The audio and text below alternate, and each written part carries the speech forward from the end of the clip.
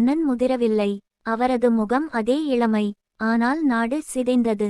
பயிர்கள் கருகின. நதிகள் உலர்ந்தன. வானம் எப்போதும் மேகமூட்டமாக இருந்தது.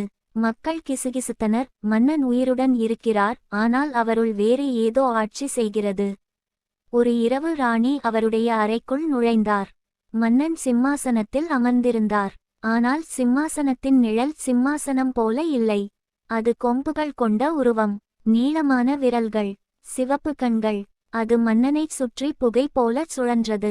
ராணி அலறினார். மன்னன் மெதுவாக திரும்பினார். நான் அரசன் அல்ல, நான் அதன் பாத்திரம் என்றார். அவரது குரல் மனித குரல் இல்லை. அது இரண்டு குரல்கள் சேர்ந்து ஒலிப்பது போல. கருணகிரியின் கடைசி தளபதி அரிஞ்சயன் உண்மையை அறிந்தார். பாதாள மண்டபத்தில் பழைய தாந்திரிகன் எழுதிய வரிகள் இருந்தது.